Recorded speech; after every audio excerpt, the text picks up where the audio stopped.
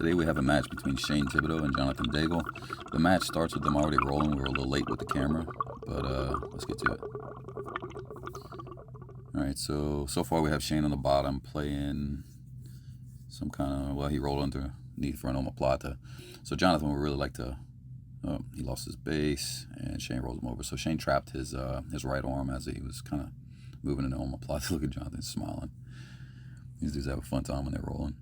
So Shane's got a lot of pressure going right here. He's trying to force Jonathan to stay flat, or kind of looks like he's trying to take his back, or he might be trying to shoulder lock him here.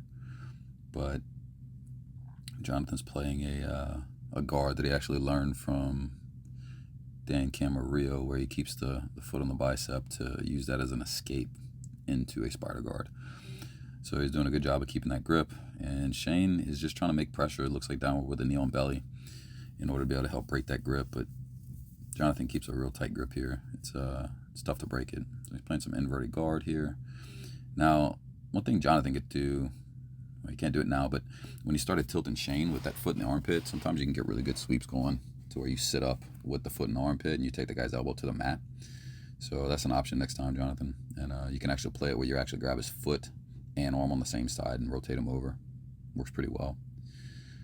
So back and forth, a little bit of pressure here and there, trying to break that grip, or Jonathan trying to find a way to sweep him. Not too much outside of the pressure. Shane starts going back to that knee on belly to try to break that grip, and Jonathan's still hanging on to it, so having a real tough time getting rid of that grip. But it's starting to weaken. Yeah. So right here, you got to watch that left arm. Jonathan, it looks like he's actually going to try to shoulder lock you. Probably try to throw his right leg over your hip line. And there's a shoulder lock you can do right there with your arm being pinned. It's like an Americana style shoulder lock, so you got to be careful of that.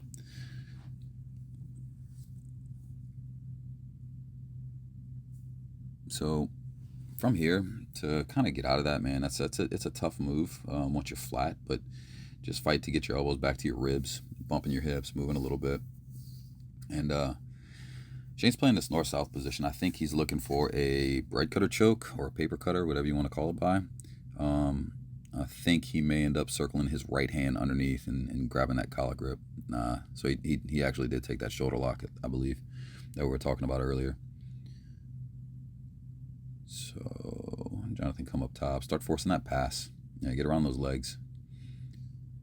So remember, it's always a good strategy to beat the legs and force the guy to end up grabbing half guard in order to stop your pass. So Shane hits a nice sweep right there, and he's right back into that top side control. Jonathan's still looking to, he's fighting the collar grip. Maybe he's looking for like some sort of choke setup or something. Maybe he can find something as he makes his escape to be able to come up top with it. But right here, you really want to think about trying to find some sort of escape route. Now right here, this is a terrible spot. This is kind of like that Habib mount where he just traps the legs with a triangle and starts walking his way up really tall towards a high mount and just kind of crushing forward. So if you notice, Shane's just like head to head driving pressure, and Jonathan's got a big smile on his face. It's hilarious. So right here, if you can walk those elbows up high, yeah, just like Shane's doing right here, grabbing the top of the head, closing those elbows so they can't really push, and then you start climbing your knees up one at a time into the guy's armpit, and it just kind of crushes everything forward, and you could build a lot of pressure towards that mount. And the cool thing, if you can mount with pressure, it increases the chance of you catching a submission right when you get to the top, or like right when you finish that position. So man, if you can get to side control or back control or mount with some sort of pressure already built into the position, it's really good. So Shane's got a straight arm lock going here and uses it to roll, and straight to the Kimura is taking the back. Will he take the arm lock? Will he take the back? So triangle maybe, and he's got the arm. That was real smooth on that finish too. Jonathan's still smiling like crazy, having fun. So these two guys roll together all the time, and they're always a good roll, always have fun. Even if one's crushing the other, it doesn't matter. It's awesome.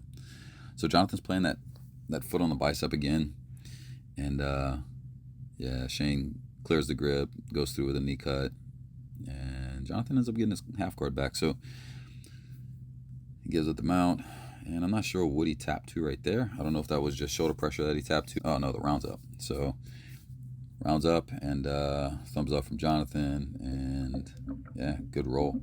So keep in mind, man, building, again, I was saying earlier, building pressure as you're making your mount or your pin is always a good option in order to be able to increase your chances of getting a submission. So stay tuned in for next week, guys. We'll have another round for you coming up.